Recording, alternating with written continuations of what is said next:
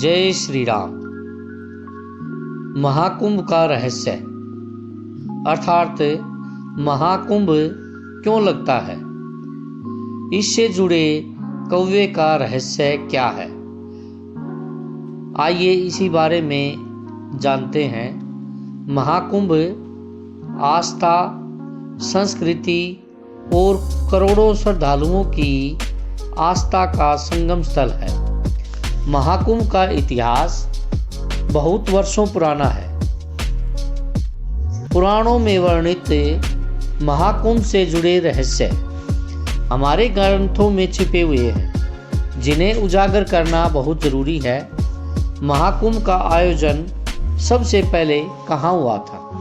कुछ ग्रंथों में बताया गया है कि कुंभ मेले का आयोजन 850 साल से भी अधिक पुराना है।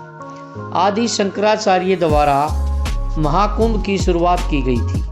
कुछ कथाओं में बताया गया है कि कुंभ का आयोजन समुद्र मंथन के बाद से ही किया जा रहा है, जबकि कुछ विद्वानों का कहना है कि गुप्त काल के दौरान से ही इसकी शुरुआत हुई थी, लेकिन सम्राट हर्षवर्धन से इसके प्रमाण देखने को मिलते हैं।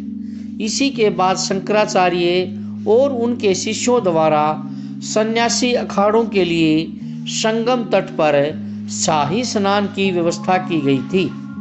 हालांकि कुछ ऐतिहासिक साक्ष्य यह भी मिलते हैं कि जिनसे सिद्ध होता है कि कुंभ का आयोजन राजा हर्षवर्धन के राज्य काल में आरंभ हुआ था। प्रसिद्ध चीनी यात्री ह्वेन-त्सांग जब अपनी भारत यात्रा के बाद उन्होंने कुंभ मेले के आयोजन का उल्लेख किया था। इसी के साथ उन्होंने राजा हर्षवर्धन का भी जिक्र किया है। ह्वेन-त्सांग ने कहा था कि राजा हर्षवर्धन लगभग हर 5 साल में नदियों के संगम पर एक बड़ा आयोजन करते थे, जिसमें वह अपना पूरा कोष गरीबों और धार्मिक लोगों को दान में दे दिया करते थे। महाकुंभ और समुद्र मंथन के रहस्य। समुद्र मंथन के बारे में शिव पुराण, मत्स्य पुराण, पद्म पुराण और भविष्य पुराण समेत लगभग सभी पुराणों में जिक्र किया गया है। मान्यताओं के अनुसार समुद्र मंथन के दौरान जब अमृत कलश बाहर आया था, तब देवताओं और राक्षसों के बीच तनातनी और संघर्ष को कम करने के लिए भगवान विष्णु ने मोहिनी अवतार लिया था।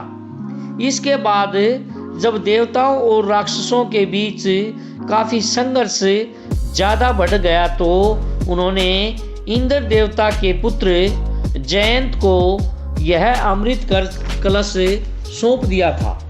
जयंत कौवे का रूप धारण कर राक्षसों से अमृत कलश को छीनकर उड़ चले थे। जब वह कलश अर्थात घड़े को लेकर भाग रहे थे, तो अमृत कलश से कुछ बूंदें प्रयागराज, उज्जैन, हरिद्वार और नासिक में गिर गई थीं। जहाँ जहाँ अमृत कलश की बूंदें गिरी, वहाँ वहाँ कुंभ मेले का आयोजन किया जाता है। इसके अलावा अमृत की कुछ बूंदें दुर्वा घास पर गिर गई थी, जिस वजह से दुर्वा घास को भी पवित्र माना जाता है। और सर्वप्रथम पूजनीय देवता गणेश जी को अर्पित किया जाता है। प्रयागराज में ही महाकुंभ क्यों? प्रयागराज में लगने वाले महाकुंभ का महत्व बहुत अधिक माना जाता है। दरअसल यहाँ 3 पवित्र नदी गंगा, यमुना और सरस्वती का संगम है, जिस वजह से यह स्थान अन्य जगहों की तुलना में अधिक महत्वपूर्ण है। बता दें, सरस्वती नदी लुप्त हो चुकी है, लेकिन वह धरती के धरातल में आज भी बहती हैं।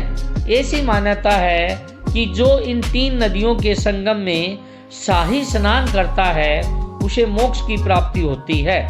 इसलिए प्रयागराज में इसका महत्व अधिक माना गया है। जय श्री राम। अगर पोस्ट अच्छी लगे तो प्लीज़ लाइक, सब्सक्राइब एवं कमेंट ज़रूर करिएगा।